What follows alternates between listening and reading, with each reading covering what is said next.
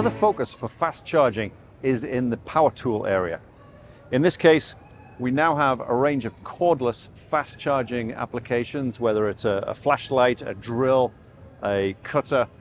All of these, you're looking for high uptime. You want to be working, not waiting for things to charge. So great fast charge area. This is a vast market. By 2027, this will be a $35 billion market for power tools.